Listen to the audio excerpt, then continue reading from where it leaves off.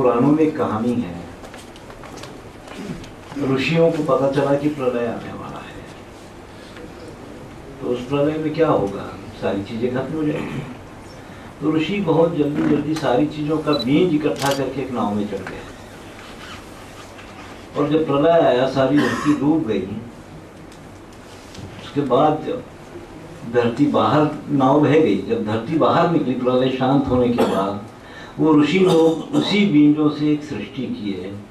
ठीक ऐसे ही हम लोगों को लगा कि अब एक प्रलय आ रहा है।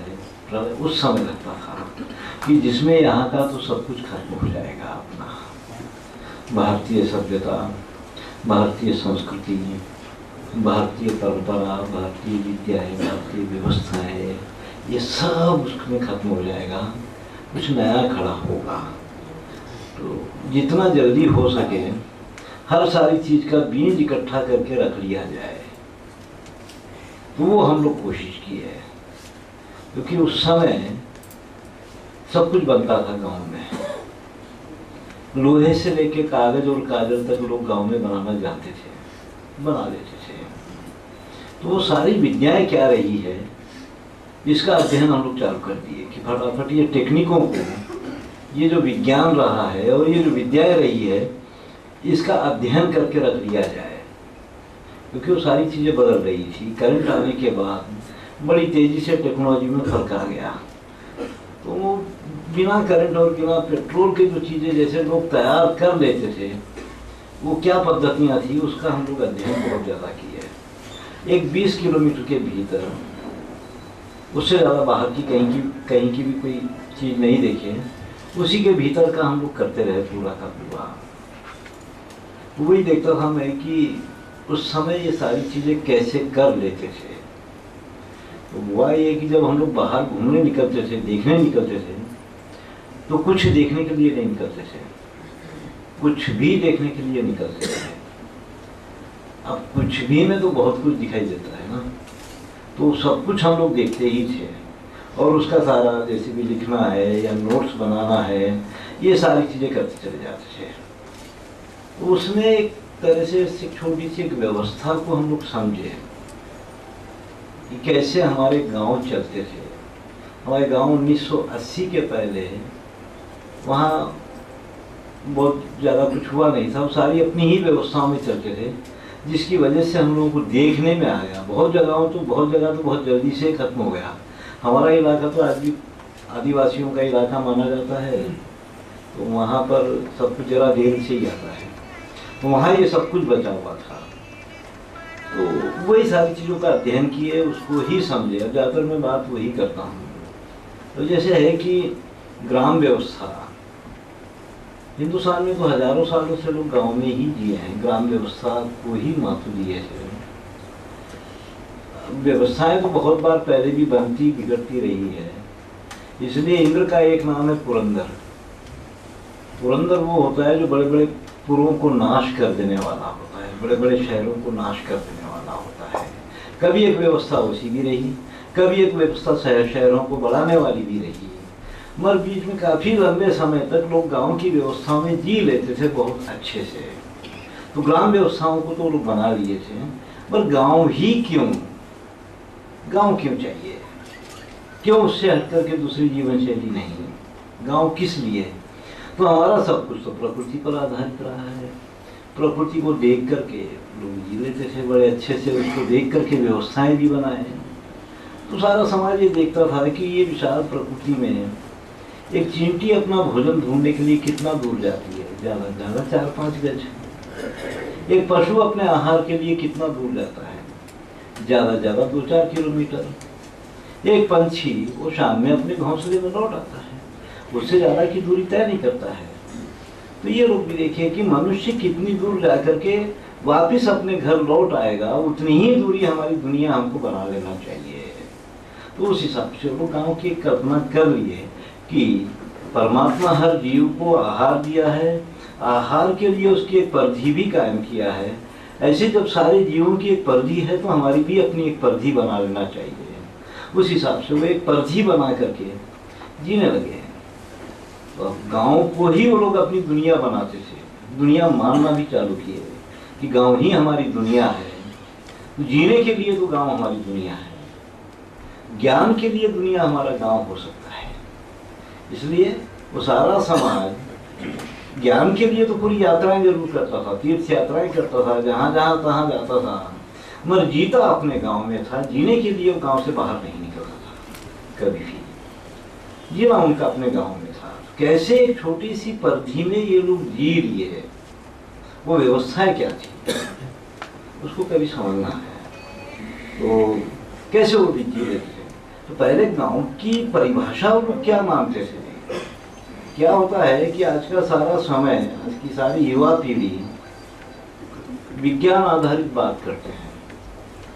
इनका सबका आज का आधुनिक बात करने का जो आधार है वो विज्ञान है, मगर हिंदुस्तान का बात करने का आधार विज्ञान कभी नहीं रहा।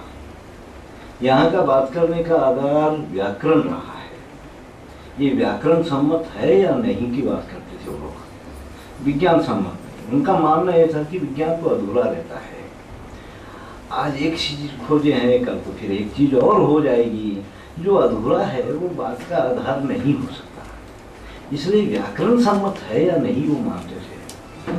तो गांव की भी हमारे पास व्याकरण में परिभाषा क्या रही है। वैसे हिंदुस्तान में गांव के लिए तो बहुत सारे शब्द इस्तेमाल होते हैं।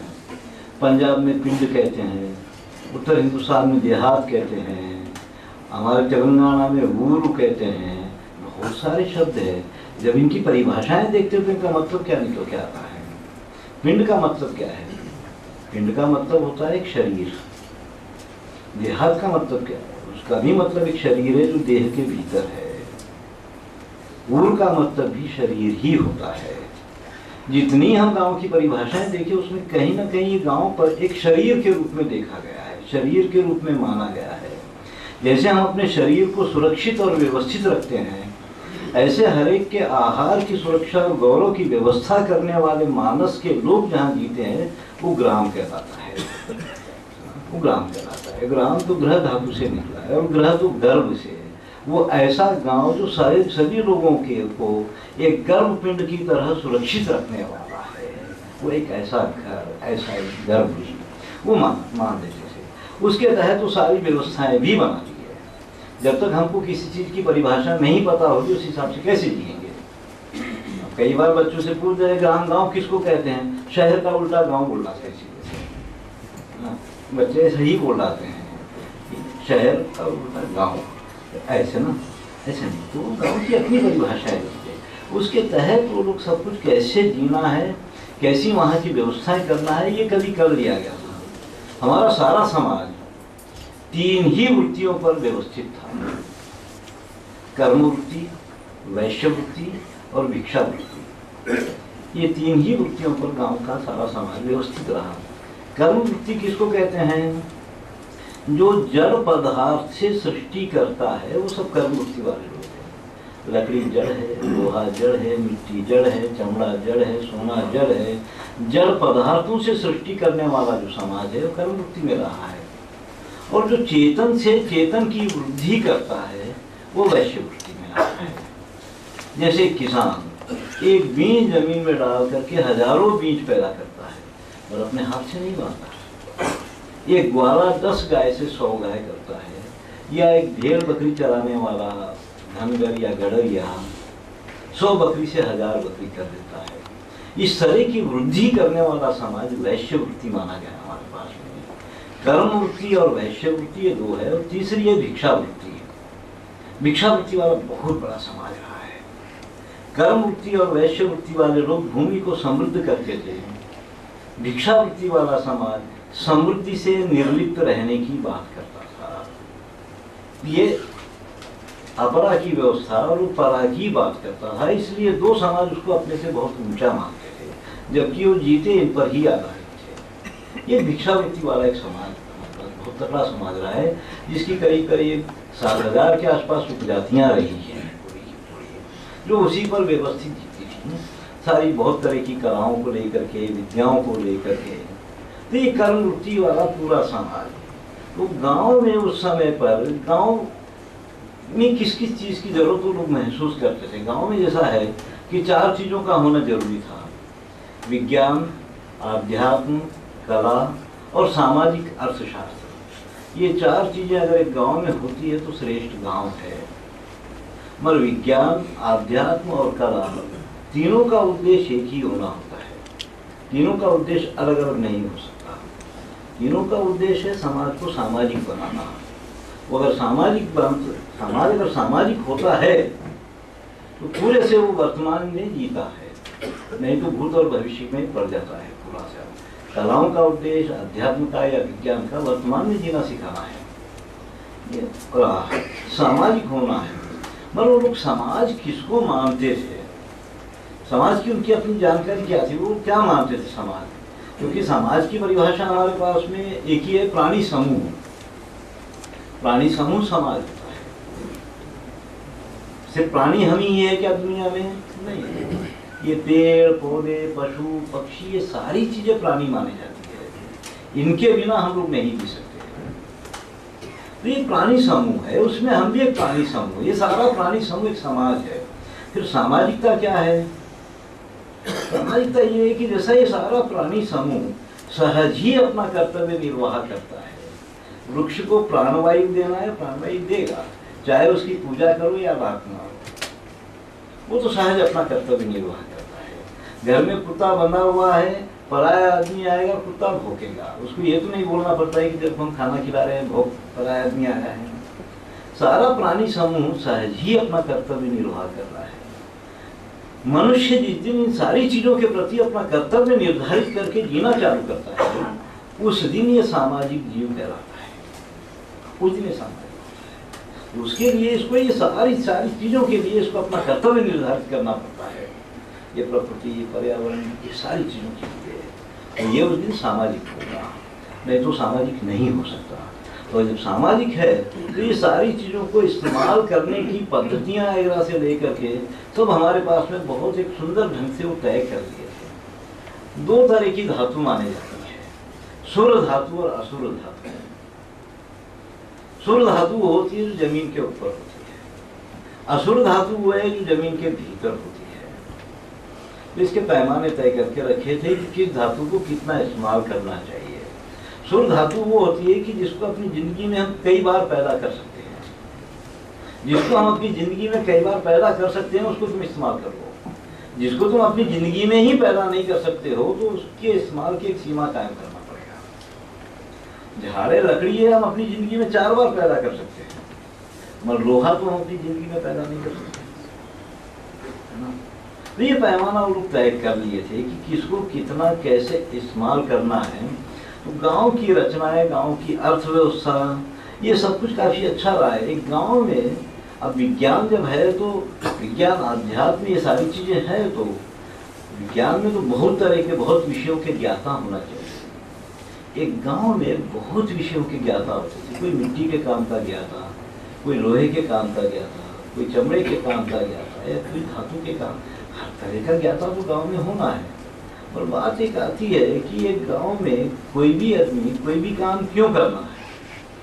कोई भी आदमी कोई काम क्यों करता है? सबसे पहले वो देखता है कि इस काम में मैं और मेरा परिवार आसानी से जी सकता है या नहीं। और वो चीज अगर दिखाई दे कि इस काम में मैं और मेरा परिवार आसानी से जी सकता है तो कोई भी काम वो अच्छा करेगा, उसको लिए छोटा बड़ा नहीं होता है। दूसरा, उस काम को लेकर के वो समाज में गौरव भी चाहता है। अगर ये तो नहीं है तो कोई काम कभी नहीं करेगा। और तीसरी एक चीज होती है उसको कि वो अपने आप में कहीं ना कहीं एक स्वतंत्रता का भाव भी चाहता है कि मैं भी स्वतंत्र हूँ। ये 3 चीज है तो कोई भी आदमी बड़े प्रेम से काम करता है। मगर गांव में किसी की बनाई हुई चीज दूसरा क्यों लेना है? कोई जबरदस्ती है क्या? कोई जबरदस्ती है क्या? क्यों लेना है? वो अगर जरूरत है तो लेगा, या वो सुंदर दिखाई दे तो लेगा। मार्केट में जरूरत और सुंदरता दोनों मात्रशाली होती है। मगर एक गांव की व्यवस्था में जब इतने तरह के काम करने वाले लोग हैं तो जरूरत कितनी है? हर एक की जरूरत कितनी है? जरूरत तो बहुत कम है। कपड़ा अगर जरूरत के हिसाब से सारी चीजों को इस्तेमाल करने लगे आदमी तो जरूरत तो बहुत कम है। कपड़ा कितना चाहिए? एक कंबल में बीचों बीच छेदा करके अगर गले में डाल के कमर में डोरी बांध दे तो आधी जिंदगी तो जी सकता है आसानी से। उससे ज्यादा कपड़े की जरूरत क्या है ना। और सोने की जरूरत क्या है, कुंकू की जरूरत क्या है, बिना जरूरत की चीजें हैं। मतलब उस समय का समाज ये देखता था कि अगर इस एक बस्ती में ये सारा समाज एक पद्धति से अपने अपने काम करते हुए जीना है तो इनके सामान को तो बिना जरूरत के भी हमको इस्तेमाल करना पड़ेगा। इसलिए हिंदुस्तान की उस समय की गांव की जो अर्थव्यवस्था थी वो व्यय प्रधान अर्थव्यवस्था को खड़ी किया, आय प्रधान अर्थव्यवस्था को नहीं। हर एक के खर्च करने की पद्धति को तय किया गया कि बस्ती में इतनी तरह के कारीगर लोग हैं, इतनी तरह के काम करने वाले लोग हैं, उस टेक्नोलॉजी के बल पर ये उत्पादन तो जरूर कर लेंगे, पर ये सब सही ढंग से जीना है तो हर एक को अपनी जिंदगी में ऐसा और इतना तो खर्च करना ही होगा। और वो खर्च करने की एक समान पद्धति को कायम किया, और वो व्यय प्रधान अर्थव्यवस्था जिसमें सारा समाज एक ही सबकी एक ही जीवन शैली के अनुसार एक पद्धति से जी लेता था। जीवन शैलियों में अंतर नहीं था, वहां पर जीवन शैली में अंतर नहीं था। जीवन शैली में अंतर नहीं रखने के लिए बहुत सारी पद्धतियां की गई थी। उसमें हमको सिया हुआ कपड़ा भी निषेध था। सिया हुआ कपड़ा, हिंदुस्तान में सिया हुआ कपड़ा निषेध था। पहले आज से 2 पीढ़ी पहले तक तो महिलाएं भी सिया हुआ कपड़ा नहीं पहनती थी, चोली बांधे जाती है, पहने नहीं जाती थी। तो ये सारी चीजों को एक तरह से लोग कायम करके एक जीवन शैली का सुंदर एक निर्माण कर दिए थे। तो वहाँ की अर्थव्यवस्थाएं जो थी हिंदुस्तान में, यहाँ पर हमारे गांव की व्यवस्थाओं में व्यापार नहीं होता था। गांव में हर कारीगर काम देने के लिए करता था, बेचने के लिए नहीं। हर कारीगर काम देने के लिए करता, बेचने के लिए नहीं करता था। बेचने के लिए अगर करने लगेगा तो इसका सामाजिक जीवन खो जाता है। अब ये सामाजिक जीवन जीना है तो काम देने के लिए करना है। फिर गांव में व्यापार नहीं था, गांव में तो देना था, क्योंकि लोग ये जानते थे कि एक व्यक्ति अगर संपन्न होता है तो गांव कंगाल हो जाता है। गांव अगर समृद्ध होता है तो गांव में जीने वाला कंगाल से कंगाल आदमी भी समृद्ध हो जाता है। तो वो गांव की समृद्धि को महत्व देते थे कि गांव समृद्ध, व्यक्ति संपन्न होता है, समृद्ध नहीं हो सकता। एक व्यक्ति तो संपन्न होगा, कभी समृद्ध नहीं हो सकता है, मगर एक व्यक्ति संपन्न होने लगता है तो गांव तो कंगाल हो जाएगा। अगर गांव ही समृद्ध है तो गांव में जीने वाला बेकार से बेकार आदमी भी अपने आप में समृद्ध हो जाता है। तो संपन्नता और समृद्धि में थोड़ा सा एक फर्क है। तो वो लोग उसके हिसाब से अपने सारी डिजाइनिंग कर लिए थे, वेशभूषा से लेकर के, आहार से लेके, घरों से लेकर के सारी डिजाइनिंग उसी हिसाब से कर लिए थे कि आदमी समृद्ध होना है, संपन्न नहीं। यहाँ संपन्नता और समृद्धि में थोड़ा सा फर्क है। मैं एक बार आश्रम से बाहर निकला, अपने कहीं जा रहा था, देखा कि रास्ते में एक आदमी साइकिल से गिर गया और पास में ही कुछ पॉलिटेक्निक कॉलेज में पढ़ने वाले लड़के थे, वो आकर के दौड़ के आके इसको उठाए और झटके। ये सब पैंट वैंट पहने हुए बच्चे थे, अच्छा ही झटके, देखे कि बहुत खून बह रहा है। गांव से दूर था, बाहर था, बस्ती से बाहर हमारा आश्रम है, तो दवाखाने ले जाना है, कैसे ले जाए, तो इतना खून बह रहा है, कुछ कपड़ा बांधना चाहिए, मगर बांधता कोई नहीं है कपड़ा। तो वहां से एक जानवर चलाने वाला लड़का जा रहा था, अपने को 2-4 गायें लेकर के, वो भी खड़े रह के देखने गए, अरे बापू इतना खून बह रहा है, कुछ बांधो ना। तो ये बच्चे बोले क्या बांधे? तो वो बच्चा झट अपने कंधे पे उसका अंग वस्त्र था, दुपट, उसको फाड़ा, धोया पानी में और उसके पट्टी बांध दिया। तो मैं खड़े रह कर देख रहा था कि इसमें संपन्न कौन है, समृद्ध कौन है, क्योंकि लड़के जो है पूरे, इनके घर में 1000 रुपया महीने का खर्चे के लिए आता होगा, मगर इनकी वेशभूषा जो है, हर एक के पास एक रुमाल था, वो अगर बांधता है तो ये कंगाल हो जाएगा, इसके पास रहेगा नहीं। जिसको ये पता है कि देने के बाद मेरे पास नहीं रहेगा, वो कभी नहीं देगा। और इसके पास तो ऐसा कपड़ा था कि वो आधा फाड़ के देने के बाद भी उसके पास था, रहने वाला है। तो जिसको ये पता होता है कि देने के बाद भी मेरे पास में रहने वाला है, वो तो शायद देगा, है ना, वो समृद्ध है, वो समृद्ध माना जाता है। इसलिए हमारे पास गाँव में जब हमारे बचपन में जब आम बेचने वाला आता तो 3 रुपए 4 रुपए 100 की बात होती थी। 3 ये हाथ में, 3 ये हाथ में लेकर के 20 हाथ रखता था, ऊपर से 2 हाथ रखता था, और उसके बाद 100 की बात करके वो 132 हाथ देता था। कोई जबरदस्ती तो नहीं थी। क्यों देता था? क्योंकि वो समृद्ध था, उसको पता है कि देने के बाद भी मेरे पास तो रहना ही है। इसको देते समय उसको दुख नहीं आता था। और दूसरी बात क्या है कि हमारी अर्थव्यवस्था ही पूरी व्यय प्रधान थी, खर्च करने के लिए बनी थी। वो मानस बनाने की अपनी बहुत प्रक्रिया यहाँ की गई थी। कैसे ये मानस होगा? छोड़ना बहुत बड़ी कठिन बात है ना। छोड़ते समय आदमी को दुख नहीं आना चाहिए। तो उसके लिए तो हमारे पास में बहुत तरह तरह की प्रक्रियाएं थी, बहुत तरह की कार्यक्रम हुए थे। तो ये सारा कुछ एक रहा है, डिजाइनिंग जैसी रही है हमारे पास में कि आदमी को समृद्ध होना है, संपन्न नहीं। अब घर का भी डिजाइन, अब बात ये आती है कि घर लक्ष्य है या उपलक्ष्य है। हमारी सभ्यता में घर तो उपलक्ष्य है, सभ्यता में लक्ष्य नहीं है। साधन उपलक्ष्य होते हैं, लक्ष्य नहीं होते हैं। और साधन ही लक्ष्य बन जाए तो गड़बड़ हो जाए। साधन लक्ष्य को प्राप्त करने के लिए साधन होते हैं, और साधन ही लक्ष्य बन जाए तो फिर क्या होगा? तो हमारे पास तो घर उपलक्ष्य माना जाता था। तो घर की जो डिजाइनिंग थी उसे हमारी पूरी डिजाइनिंग का एक सूत्र रहा है, पूर्णमदः पूर्णमिदं पूर्णात् पूर्णमुदच्यते पूर्णस्य पूर्णमादाय पूर्णमेवावशिष्यते, कि वह भी पूर्ण है और यह भी पूर्ण है। पूर्ण में अगर पूर्ण मिलता है तो भी पूर्ण है, पूर्ण से अगर पूर्ण निकल जाए तो भी पूर्ण है। हर परिस्थिति में परिपूर्ण रहना, जैसे प्रकृति होती है, प्रकृति हर समय परिपूर्ण है। एक वृक्ष पर फूल खिलता है तो सुंदर है, नहीं तो हम कोई कल्पना नहीं कर सकते कि ऐसा फूल खिलता तो सुंदर होता। एक पक्षी अगर वहां बैठ जाए तो सुंदर है, नहीं तो हम तो कोई कल्पना नहीं कर सकते कि ऐसा पंछी बैठता तो सुंदर होता है। और पंछी उड़ जाए, वो जहां बैठा है सुंदर है, ये वृक्ष अपने आप में सुंदर है। दोनों मिलते हैं तो भी सुंदर है, अलग होते हैं तो भी किसी की सुंदरता में कोई कमी नहीं आती है, वो अपने आप में सुंदर है ही है। इसको दृष्टि में रख करके हमारा सब कुछ बन गया, हमारी वेशभूषा, हमारा आहार, हमारा घर, कि ये कभी भी संभव नहीं है कि सभी कुछ सभी के पास में हो जाएगा, असंभव है। एक ऐसी जीवन शैली कि किसी के पास कुछ हो तो ज्यादा ना लगे, किसी के पास कुछ ना हो तो उसकी कमी महसूस न करे। है तो ज्यादा नहीं लगना चाहिए, नहीं है तो उसकी कमी को महसूस नहीं करना है। एक ऐसी भी व्यवस्था है जो हमारे गांव की व्यवस्था थी, है तो ठीक है, नहीं है तो भी ठीक है, चलता है। उसके बिना, उसके तहत वेशभूषा बनी, उसी के अनुसार घर बना था। घर के तो हमारे पास 5 लक्षण माने जाते हैं गाँव में।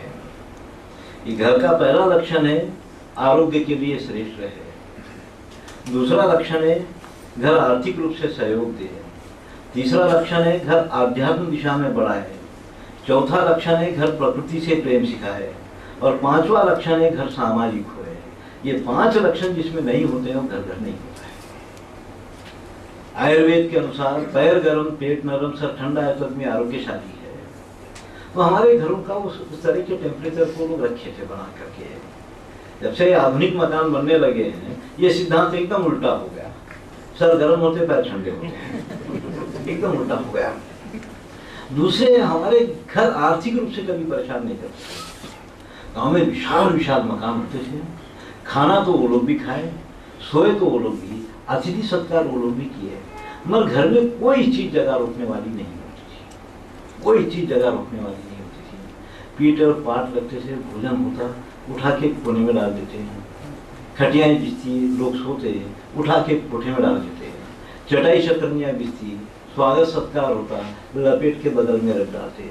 विशाल विशाल मकानों में जगह रोकने वाली कोई चीज नहीं थी। आज जनसंख्या बढ़ गई, घर छोटे बनने लग गए, तो फिर घरों में जगह रोकने वाली चीजें क्यों आने लग गई? हर घर में जगह, आज के घर की वास्तु शांति करके उसमें घुसने के बाद आदमी घर को म्यूजियम बनाने के लिए विरोध करता है। जिस घर में आदमी आर्थिक रूप से इतना परेशान रहेगा, वो साहित्य, संगीत, कला, परमात्मा, परमात्मा के बारे में कब सोचेगा? ये सारी चीजों के बारे में सोचने वाला आध्यात्मिक है ना। जो आध्यात्मिक ही नहीं है, उसको इस प्रकृति से कोई प्रेम नहीं होता है। जिसको इस प्रकृति से ही प्रेम नहीं है, वो सामाजिक नहीं हो सकता। तो एक आदमी को सामाजिक बनाना है या प्रकृति का प्रेमी बनाना है, ये घर का लक्षण है। एक ऐसा घर होने से आदमी सहज ऐसा हो जाएगा। तो हमारे जैसे घर है, विशाल भवन से लेकर छोटी झोपड़ी तक कोई भी घर सीधी लाइन में नहीं बनता था। हमारे पास कला में सीधी लाइन को अच्छा नहीं माना गया है, सीधी लाइन में नहीं बनता था।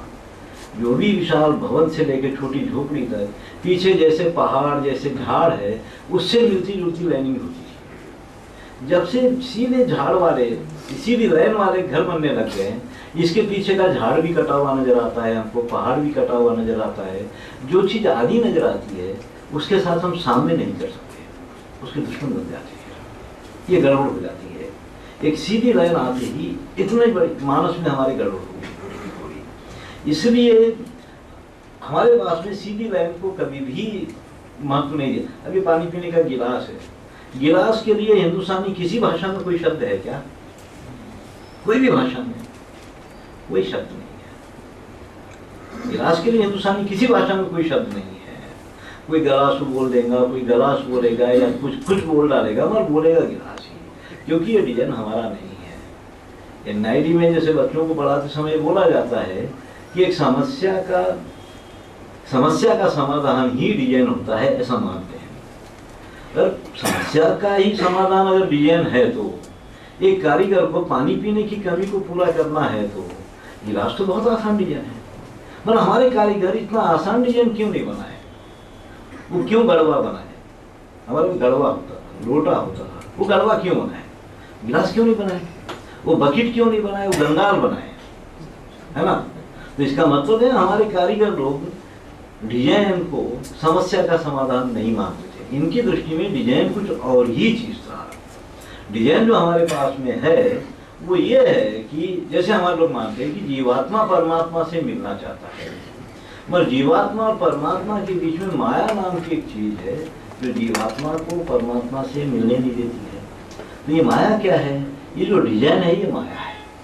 ये तुमको किसी भी जीवन शैली में ले जा सकती है। ये जीवन शैली को परिवर्तित कर देना डिजाइन का काम होता है। अरे इस तरह का घर बनाओगे तो ऐसे जियोगे, और अलग ढंग का घर बनाते हैं तो और से जियोगे। ऐसी वेशभूषा पहनते तो जीने का ढंग अलग होता है, कोई और वेशभूषा पहनते तो जीने का ढंग अलग हो जाता है। तो डिजाइन का सीधे से जीवन शैली पर प्रभाव होता है। तो ये सारे लोग हमारे बहुत अच्छे से ये सारी चीज़ों के बारे में बहुत सोचे, मटेरियल के बारे में बहुत सोचे थे उस समय कि कौन सा मटेरियल इस्तेमाल करने से क्या लक्षण पैदा हो जाते हैं। आदमी के अंदर लक्षण क्या है? कि स्कूल के लोग मेरे पास में आए, आकर के मेरे को बहुत अच्छे से बातचीत होते थे, मेरे बार बार पूछ रहे कि गुरुजी बच्चों में क्रम शिक्षण लाना है, क्रम शिक्षण के लिए क्या करें क्या करें? मैं साहब जी बोल दिया कि ऐसे करो, तुम्हारे हॉस्टल और स्कूल में जितने प्लास्टिक के बर्तन है निकाल डालो। गुरुजी ये क्या मतलब है? प्लास्टिक के बर्तनों का क्रम शिक्षण से क्या संबंध है? मैंने उनको बताया कि देखो भाई, मिट्टी का घड़ा है और एक प्लास्टिक का घड़ा है, दोनों का काम है अपने भीतर पानी को भर के रखना, उससे ज़्यादा तो किसी काम के नहीं है। मगर मिट्टी का घड़ा है, उसको धोने की एक पद्धति है, उसको भरना भी एक ढंग से होगा, उसको उठाने का भी एक ढंग है, और चलना भी एक पद्धति से, और रखने का भी ढंग है, उससे पानी भी एक ढंग से लेना होगा। वही प्लास्टिक का घड़ा है, कैसे भी धो सकते हैं, कैसे भी भर सकते हैं, कैसे भी लेके चल सकते हो, कैसे भी रख सकते हैं, कैसे भी पानी ले सकते हैं। तो गड़बड़ क्या है? एक मिट्टी का घड़ा आदमी को अपने आप में सतर्क और क्रम शिक्षित बनाता है, और ये प्लास्टिक का घड़ा आदमी के अंदर, बच्चे के अंदर लापरवाही के लक्षण को पैदा करता है। इसको तो कुछ होने का नहीं है। अभी देख लो कि लापरवाही का लक्षण पैदा करना है, क्रम शिक्षित बनाना है। ये जो मामूली चीजें मटीरियल भी ये प्रभाव डालते रहता है। तो इस पर हमारे लोग बहुत गहराई से उस समय सोचे थे कि कैसा हो क्या हो। मगर गाँव में ये कारीगर समाज जो इतनी गहराई से सारी चीजें सोचता था और करता था, तो इनका अपना सब कुछ कैसे चलता था। उस समय हिंदुस्तान में क्या था कि गांव में 8 तरह की चीजें धन मानी जाती थी। धन भी एक धन था, धान्य भी एक धन था, पशु भी एक धन था। पशु में गोधन, गजधन, अष्टधन, अर्धधन ये भी धन था। उसके बाद विद्या भी एक धन मानी जाती थी, और कच्चा माल भी एक धन माना जाता था। जिसके पास जो धन है उस हिसाब से धनवान होता था, है ना? अगर आपके पास में 1000 गाय रह सकती है, 1000 रुपये नहीं तो कंगाल है। तो उस समय तो जिसके पास जो भी धन है उस हिसाब से धनवान होता था। इसलिए हर कोई अपने आप में धनवान ही था, क्योंकि 8 चीजें गांव में लेने देने की चलती थी। उत्पादन पूरा गांव में था, रॉ मटेरियल गांव में था। एक कारीगर का वेस्ट मटेरियल दूसरे कारीगर का रॉ मटेरियल हो जाता था। ये था वहां पर। ये कारीगर का अगर कोई वेस्ट मटेरियल है, जैसे जुलाहा है, कपड़ा बनाने वाला है, उसका जो वेस्ट मटेरियल है जितना भी, वो कागज बनाने वाले लोग उससे कागज बनाते थे, वो उनका रॉ मटेरियल था। रॉ मटेरियल लाने के लिए कहीं दूर जाना नहीं पड़ता था। ये कागज बनाने वालों का वेस्ट मटेरियल किसी और का रॉ मटेरियल हो जाता था। ऐसे एक था पूरी एक पद्धति। तो ये जो था कि वहाँ पर गांव में सारे कारीगर एक जितना भी काम करते थे, ये कारीगर 3 तरह से काम करता था।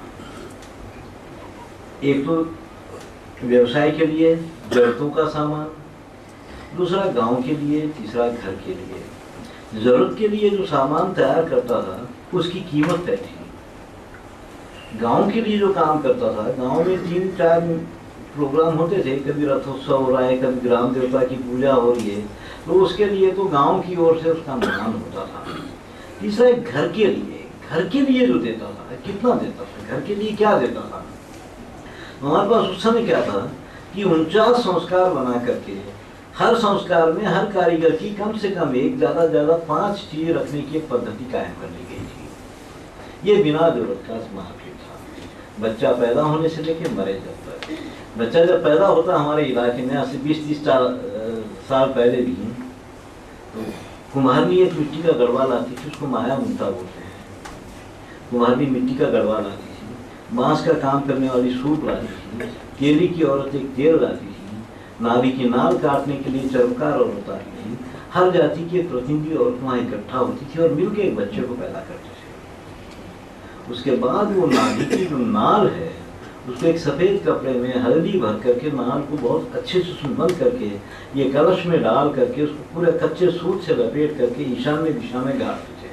हाँ, संचार करने वाली जितनी जातियाँ हैं, भेड़ बकरी चराने वाली या द्वारा लोग हैं, तो उनके बच्चों की नाल एक टुकड़ा काट करके ताबीज में भर के उसके कमर में बांध देते थे बच्चे के, क्योंकि कभी असाध्य कोई बीमारी हो जाए तो उस नाल को निकाल करके लोग दूध में उसको पका करके एक दवाई तैयार करके उसको देते थे।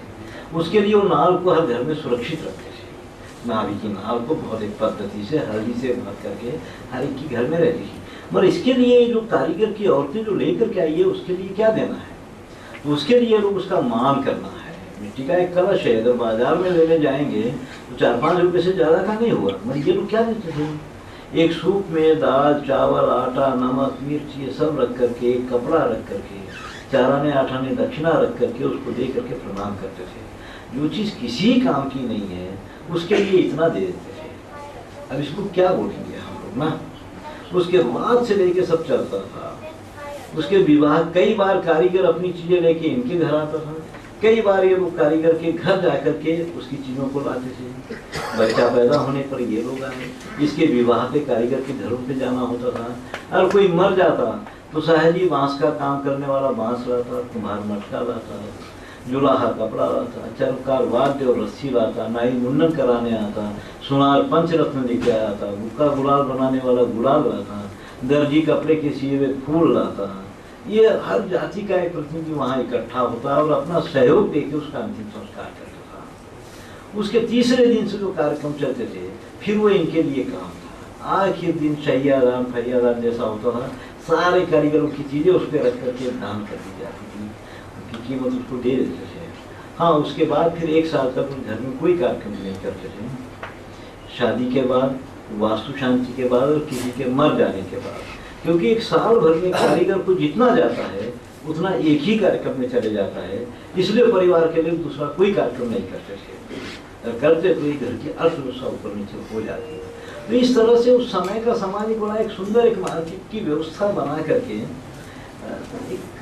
जी लिया, इसलिए उनको जीने के लिए बाहर निकलने की समस्या नहीं थी। आज कश्मीर से लेकर कन्याकुमारी तक कोई भी एक व्यक्ति अपने गांव और अपने घर में रहने को नहीं जी रहा है। इनको जीने के लिए तो बाहर निकलना ही पड़ता है, और जहाँ जाकर के अपना घर बनाएगा उसकी संतान उसमें नहीं जिएगी, ये तो है ही। तो ये तो सारा का सारा समाज एक तरह का संचार जाति वाला समाज है, और ऐसे समाज की अपनी जरूरतें अलग होती है। और ये जो गांव का समाज है, जो स्थिर समाज है, इसकी जरूरतें अलग होती है ना। हाँ, लोग जानते थे कि जब जीवन शैली धीमी गति की होती है तो बहुत कुछ अलग होता है। भारतीय जीवन शैली बहुत धीमी गति की रही है। जैसे नदी धीमी धीमी बहती है तो बहुत कुछ लगता है, तो वायु मंद मंद बहती है तो बहुत कुछ पनपता है। अगर ये दोनों भी तीव्र गति में आ जाए तो बहुत नाश हो जाता है। इसलिए जीवन शैली अगर धीमी गति की है, सोच की गति बहुत तीव्र होती है, उसमें बहुत कुछ पनपता है, बहुत कम है, बहुत सारी चीजें। जीवन शैली अगर तीव्र गति की हो जाए तो शायद बहुत चीजें खत्म भी हो जाती है। ये होते रहता है। तो हमारे लोगों की सोच, हमारी समझ प्रकृति पर आधारित थी, पर प्रकृति को सुरक्षित रखने के लिए या सारी चीज़ों के लिए बहुत अच्छी व्यवस्थाएं हमारे पास बनी हुई थी। अभी चैत्र मास चल रहा है हमारे इलाके में। चैत्र मास से लेकर के आषाढ़ मास तक किसी भी वृक्ष का पत्ता, यहाँ पत्तल में खाना निषेध हो जाता है। अब चैत्र मास में नीम की दतून निषेध हो जाती है, बबूल की दतून निषेध होती है हमारे पास में। ये सारी चीज़ों की दतूनें निषेध हो जाती है, पत्तल में खाना निषेध होता है। इसलिए दिनों में शादी ब्याह कोई करता नहीं। अब तो चालू हो गए हैं छुट्टियों की वजह से, नहीं तो पहले ये दिनों में कोई शादी कर लिया तो उसके मंडप के नीचे कोई नहीं जाता था, क्योंकि झाड़ियों को काट करके ऊपर डालते हैं ना, वो निषेध रहा है। जो नए वृक्षों में नए कोंपल, नए फूल, नए पत्ते आते रहते, उसको तोड़ के पत्तल कैसे बनाएंगे? नीम उस समय फूल पर रहता है, उसको तोड़ करके उसकी दतून कैसे करेंगे? इसलिए हमारे पास में जब एक एक पत्ते के बारे में भी सोचा गया था कि कब तोड़ना है, कब नहीं तोड़ना है। इसको ना आषाढ़ मास तक बिल्व पत्र चढ़ाना निषेध है, ना आषाढ़ के बाद ही बिल्व का पत्ता तोड़ा जाता है। ये सारे पत्तों को तोड़ने की अपनी क्या होता था पहले कि बहुत सारी चीजें ऐसी है कि जैसे अब हमारे पास में भी उगादी हुई है, नया साल, उगादी तक वहां पर आम नहीं खाया जाता है। किसी चीज में जब तक बीज पैदा नहीं होता है उसको हम लोग इस्तेमाल नहीं करते थे। और फिर संक्रांत के बाद मूली खाना है, सेम की फली खाना है, ऐसे हमारे इलाके में ये सारी चीजें निषेध हो जाती हैं, क्योंकि उसको फिर बीज के लिए छोड़ देना होता था। जब तक किसी चीज में बीज नहीं होता है उसको नहीं खा सकते थे। फिर जिसको बीज के लिए रखना है फिर उसको खाना छूट डालते थे लोग। बीज किसी भी परिस्थिति में खत्म नहीं होने देते थे। तो ये सारी चीजें बहुत रही है, और गांव की व्यवस्थाएं रही है एक समय। कभी कभी लगता है कि अतीत को भी एक बार समझ लेना चाहिए, शायद बहुत सारे रास्ते निकल करके आ जाए। तो इसलिए मैं कभी कभी अतीत की कथा सुनाते रहता हूँ बैठ करके कि ऐसा भी जी लेता था समाज, ऐसे भी सब कुछ व्यवस्था कर लेता था। तो पानी की व्यवस्था, जल की व्यवस्था, जमीन की व्यवस्था है, ये सारा ही रहते थे। बहुत शायद हमारे गांव में 16 तालाब और 60 कुएं थे जब आबादी 10,000 16 तालाब थे और 60 कुएं थे। इतने बड़े बड़े कुएं जिसमें बच्चे तैरना सीखते थे, इतने बहुत बगीचे। अब एक तालाब रह गया है पूरा का पूरा। तो कई बार मैं पूछता था कि लोग तालाब कैसे बनाते थे, कैसे कर लेते थे तालाब। तो उस समय क्या जब बुजुर्ग लोगों से जानकारी लिए वो बताते थे कि पहले जो व्यवस्था थी, गांव में अनाज बढ़ जाने के बाद गांव में जीने वाले सारे लोगों को एक हिस्सा गांव के लिए देना होता था। वो गांव के महाजन के पास रहता था। वो हिस्सा जिसका कोई नहीं है ऐसा विकलांग, जिसका कोई नहीं है ऐसी विधवा, और ऐसे विद्वान जो गांव में बैठे हैं विद्वान और वैद्यों के लिए वो खर्च करना होता था।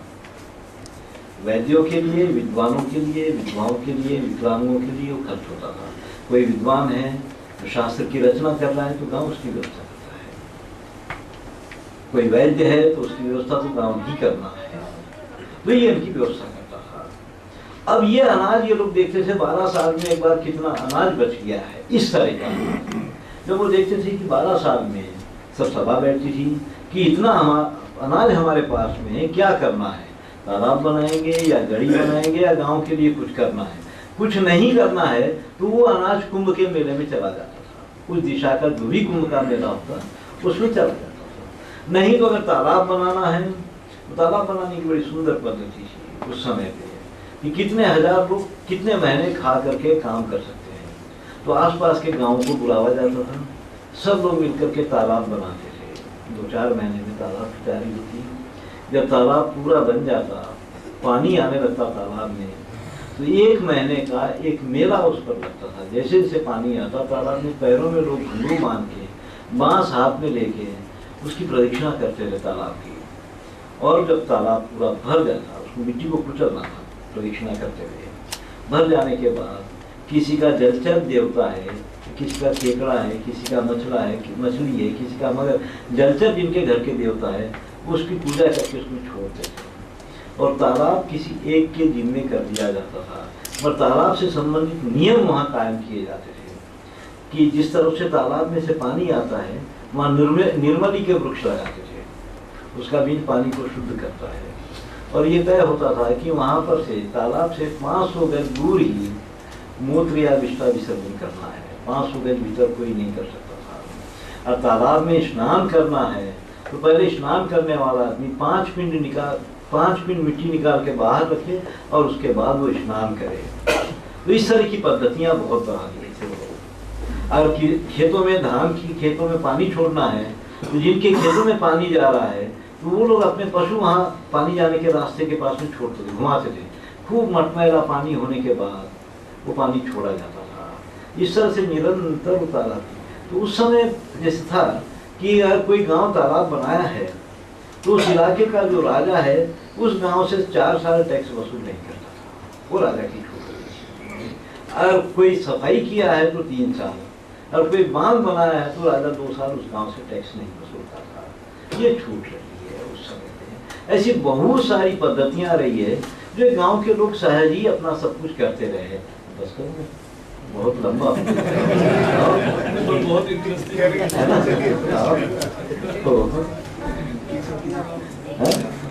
ऐसा ना, तो ये सारी चीजें वहां पर होते रहती सहज ही, क्योंकि हमारे पास में मजबूरी का फायदा उठाना पाप माना जाता है। आज मजबूरी का फायदा उठाना ही व्यापार माना जाता है ना। तो हमारे पास में मजबूरी का फायदा उठाना एकदम निषेध था। कोई किसी की मजबूरी, जहाँ जहाँ समाज मजबूर हो रहा है वहां पर गांव उसकी सुविधा करता था, सुविधा करता था। उस समय के लोग यात्रा करते थे, पैदल यात्रा करते थे, तो कितने समय का खाना लेकर के चलते थे, भोजन कितने समय का लेके चलते थे। एक समय की रोटी लेके भी नहीं निकलते थे घर से, क्योंकि 20 किलोमीटर को चलते थे। 20 किलोमीटर उनके रिश्तेदार रहते थे, उनके भूल जाते थे।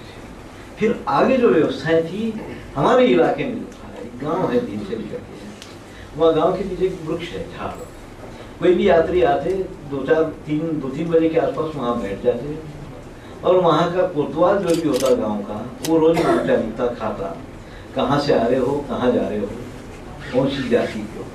ये लिखने के बाद इन लोगों को जो भी जिस भी जाति का है वो जाति वालों के घर इसको पहुँचा देता था। और इनका जाति वालों का अपना नंबर होता था कि सोमवार को आए तो किसके घर खाएगा, मंगलवार को आए तो किसके घर खाएगा, उसके घर पहुँचा देता था। एक ही जाति वाले लोग होते, बहुत बातचीत होती, कुल गोत्र की जानकारियाँ होती, और उसके बाद भोजन होता। सुबह सुबह कुछ बांध देते, फिर झाड़ के पास आते, इकट्ठा होते और आगे निकल जाते। इस तरह की बहुत सारी, नदी पार करना बहुत बड़ी समस्या होती है ना। बहुत उस समय तो आदमी कुछ भी वसूल ले चाहे, पर बहुत सुंदर व्यवस्थाएं बना के रखे थे हमारे इलाके में। पैनगंगा नदी है, उसमें पानी आया जाता था। तो वहाँ जो मछुआरे थे, जो नाव चलाने वाले थे, ईश्वर के गाँव और उस के गाँव, उनकी धानी कायम करके रखे। साल का इतना अनाज देंगे और 12 तुम्हारे मान रहेंगे, ये कायम कर दिया। और जंगल की पूरी जल की पूरी फसलों पर उनका अधिकार था। जल की बहुत फसलें होती है, सिंगाड़ा है, कमलाक्ष है, हमारे तेलुगु में बहुत सारे शब्द हैं ऐसे, और कई तरह के चावल होते हैं जो उपवास में खाए जाते हैं, ये उनका अपना अधिकार था। मछली वछली से लेकर सब कुछ उनका अपना अधिकार था। जब ये नदी पार करते हैं, कोई भी किसी भी समय आया नदी पार करवाते थे, उससे कोई पैसा वैसा ले नहीं सकते थे, नहीं लेते थे। हाँ, अगर एक बारात निकली है वो अगर कुछ दे दे तो ले लेगा, मगर जिस दिन वो नाव चला रहा है, उसका नंबर है, वो उसका व्यक्तिगत नहीं होता था, वो उनके समाज का माना जाता था, जिसको साल में एक बार वो लोग फिर बांट लेते थे, बंटवारा करते थे। इस तरह की छोटी छोटी पद्धतियाँ बहुत बना करके बड़ी सुंदर ढंग से लोग एक व्यवस्था बना लिए थे, क्योंकि मजबूरी का फायदा नहीं उठा सकते थे। व्यापार में क्या होता है कि व्यापार लाभ के लिए होना है, लोभ के लिए नहीं। इसलिए हमारे गांव में जो व्यापारी होता था, छाती ठोक के लिखता था तिजोरी पे शुभ लाभ, इसमें रखा हुआ लाभ शुभ है, अशुभ लाभ नहीं है, लिखता था वहां पे, है ना। कि जो शुभ लाभ लिखता है ना, इसका मतलब इसमें जो लाभ है वो शुभ है, अशुभ नहीं है ना। तो वो तो ठोक के लिखता था, लाभ के लिए व्यापार, लोभ के लिए नहीं। लाभ तो बहुत तरह का होता है। मैं एक मूर्ति बनाया तो उसके 3 खरीदार हो गए। एक तो उसको एंटीक मानता था, पुरानी जैसी चीज मानता था। एक मेरे से खरीद के किसी को बेचने वाला था। एक उसको अपना भगवान मानता था। अब मेरे को बड़ी समस्या थी कि मैं किसको दूं, है ना। एक तो उसको बहुत कला के दृष्टिकोण से बड़ी तारीफ कर रहा था, तो वो 10 से 15-16 हजार देने के लिए तैयार था, और दूसरा 10-12 हजार देने के लिए तैयार था। अब ये था बेचारा, ये उसको भगवान मानता था, उसके सामने हाथ जोड़ के बैठ तो आखिर सोच के मैं ये मूर्ति इसको दे दिया, और वो 116 रुपये रख के मूर्ति ले गया, है ना। अब आज के हिसाब से तो मैं मूर्ख हूँ, क्योंकि अपनी बनाई हुई चीज की कीमत लगाना नहीं आता है मुझे, तो मैं बेवकूफ मूर्ख हूँ। मगर हमारे हिसाब से, क्योंकि अगर मैं उसको देता तो मेरी गिनती किसी और पापियों में आती, है ना। इसको देता हूं तो मुझे पुण्य का लाभ मिलता है। तो हमारे पास तो संबंधों के लाभ को भी देखे, पुण्य के भी लाभ को देखे, ये कई तरह के लाभ को देखा जाता है। लोभ में ये सारे लाभ होते नहीं, उसमें तो ये सब खत्म होते हैं, ये सब तरह के लाभ ना। ये सारी चीजें रही है, गांव की एक अपनी सुंदर व्यवस्थाएं बना करके लोग, ये जंगल 4 तरह के जंगल होते थे क्या। एक तो राजा का जंगल, एक देवताओं का जंगल, एक गांव का जंगल, और एक फिर आयुर्वेद के हिसाब से जंगल रखा जाता था। ये जंगलों की व्यवस्था कर लेते थे अपने से। राजा को अगर ज्यादा लकड़ी चाहिए तो गांव वालों से इजाजत लेके लेता, या गांव के लोगों को चाहिए तो राजा की आज्ञा से उसके जंगल से ले लेते थे। मगर रखते अपना सब कुछ था अपनी पर्दी में। क्या था कि वहाँ उस समय की हमारी जो अर्थव्यवस्थाएं पूरी बनी थी, कई तरह की अर्थव्यवस्था। एक तो बड़ी अर्थव्यवस्था ये थी कि हमारे लोग तो शरीर को अपना, गांव को अपना शरीर मानते हैं, गांव को तो अपना शरीर मानते हैं, मगर शरीर में अलग अलग अंग है, हर चीज अलग है, कोई भी एक समान नहीं है, 5 उंगली भी एक समान नहीं है। मगर जब भोजन करने लगेंगे तो ये 5 उंगली समान, काम अलग अलग रहेंगे, सब कुछ नाम अलग रहेगा, सब कुछ अलग रहेगा, मगर सबका आहार एक समान होगा। वो एक समान अर्थव्यवस्था को लोग खड़ी कर लिए थे कि आहार मात्र समान होगा, उसमें गड़बड़ नहीं हो सकती है। अब जैसे हम भोजन करते समय 5 उंगली समान होती है, आहार वहाँ समान सबका रख लिए थे। ये काफी रहा है। मगर क्या था कि हिंदुस्तान में व्यक्तिगत कमाई को महत्व नहीं था, क्योंकि आध्यात्म के हिसाब से अहंकार नहीं होना चाहिए किसी को। अगर कोई अहंकारी है तो आध्यात्म नहीं होगा। कोई अगर किसी का मजबूरी का फायदा उठा रहा है तो आध्यात्म नहीं हो सकता है। तो अहंकार नहीं होना है। तो अहंकार होता क्यों है आदमी के अंदर? क्यों अहंकार होता है? ऋण का भाव अगर खत्म हो जाए तो अहंकार होगा, या अपने आप को सर्वे सर्वा मान दे तो अहंकार है ना। तो ऋण का भाव अगर खत्म होता है तो अहंकार हो जाएगा। तो उस समय धन से ऋणी तो कोई नहीं था, भाव से ऋणी हर एक था। इसलिए क्या हुआ कि हमारे पास में व्यक्तिगत एक व्यक्ति की कमाई को महत्व नहीं दिया गया। आज जैसे व्यक्तिगत कमाई का महत्व है ना, हर आदमी अपनी कमाई कर रहा है, वो अहंकारी हो सकता है क्योंकि मैं कमा रहा हूँ और सबका पोषण कर रहा हूँ, बोल सकता है ऐसा है, मैं कुछ भी कर सकता हूँ बोल सकता है। मगर हमारे पास ऐसा नहीं था। कोई भी कारीगर ये बात नहीं बोल सकता था कि मैं अकेला ही कमा रहा हूँ। वहाँ परिवार की कमाई थी, व्यक्ति की कमाई थी। आज व्यक्ति की कमाई है, परिवार की नहीं है। ऐसा हमारी व्यवस्था में परिवार की कमाई को महत्व दिया गया था, व्यक्ति की कमाई। और व्यक्ति की कमाई अगर हो जाएगी तो पूरे समाज में अंतर हो जाएगा, संबंध रिश्ते खत्म होना चालू हो जाते हैं, गड़बड़ हो जाती है। तो हमारे पास में परिवार की कमाई को महत्व दिया गया था। तो इस तरह से तो ये बहुत कुछ है, क्योंकि मेरे पास में लोग आते हैं बहुत तरह तरह के, तो 5-6 दिन बैठते हैं तो मैं सारी व्यवस्थाएं सुनाता हूँ कि कभी एक समय ऐसा चलता था हमारे पास में। ये सब बहुत है। तो ठीक है, मैं बस करता हूँ।